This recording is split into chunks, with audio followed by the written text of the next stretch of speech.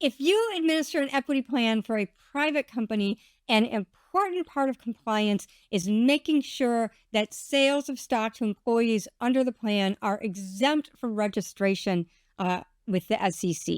In this video, I'm going to explain how to do that. Any company in the U.S. that wants to sell stock has to comply with U.S. securities laws. That means the company has to do one of two things. And it doesn't matter who they're selling the stock to, whether the individual is an outside investor or an employee of the company.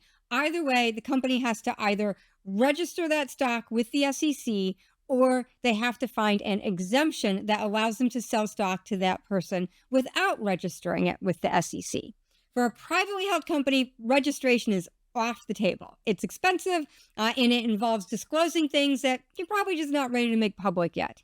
So that leaves relying on an exemption from registration. But here I have some good news because there is an exemption that is specially designed just for equity plans. And that is Rule 701. Rule 701 allows private companies to sell stock to anyone who's providing services to the company. So that would be employees, directors, and other individuals in a compensatory arrangement without having to register that stock with the SEC. It's perfect.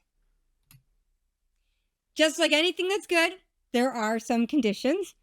First, Rule 701 can only be relied on to sell stock to people who are providing services to the company. So those are your employees, your directors, your consultants, your independent contractors. You can't rely on Rule 701 to sell stock to, say, gig workers or to people who are helping to raise capital for the company or to entities who aren't people at all, like banks or investment firms. There's also a limit on the amount of stock that you can sell in reliance on Rule 701. Now, the limit's pretty high. For most privately held companies, it's not a problem. But if you are administering the equity plan, an important part of your procedures is making sure that whenever the company grants equity awards, those awards aren't going to exceed the company's Rule 701 cap.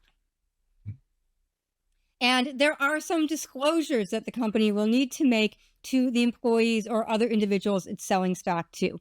Usually, just providing a copy of the equity plan is sufficient to meet this requirement.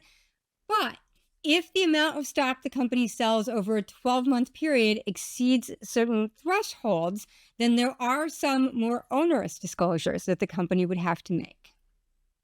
Even with all of these conditions, Rule 701 is still a pretty great alternative. It's a sight better than registering with the SEC, and it's really probably better than any other exemption you might try to use to sell stock to your employees. And Rule 701 has a bonus built into it. And that is that once the company goes public, the shares that have been exempted under Rule 701 are treated as if they were registered with the SEC. And that makes it a lot easier for the employees that own those shares to resell them into the marketplace. That might not seem like such a big deal right now, while your IPO maybe seems like it's a ways away. But trust me, once you go public, you will understand what a great benefit this is. Now, I have some bad news for you. Because you have exempted your plan from registration with the SEC, this does mean that you will have to comply with state securities laws. You have to comply with the laws in the state where your company is headquartered and any state where you have equity plan participants. Most state laws are pretty easy to comply with. Most states have an exemption for sales of stock to employees or to a small number of investors. But sometimes there are some additional requirements you have to comply with. There might be some notification requirements. Sometimes there are fees you have to pay to the state. So you really need to work with your attorneys to figure out what all the state laws are and make sure you're in compliance with them.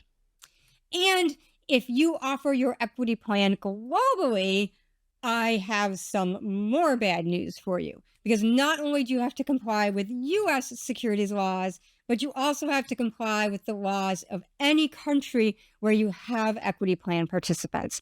And some countries' laws are easy to comply with, other countries, not so much. This is an area where you really need to sit down with your global advisors and have them help you figure out which country's laws apply to you and what you need to do to comply with those laws. Now, you probably have some more questions. And guess what? I got more answers. We have some great resources on the NSPP website, including this article here on securities law considerations for private companies.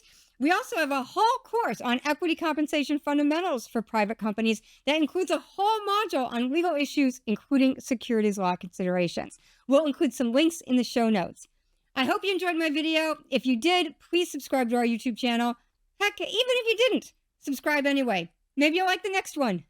Thanks for watching.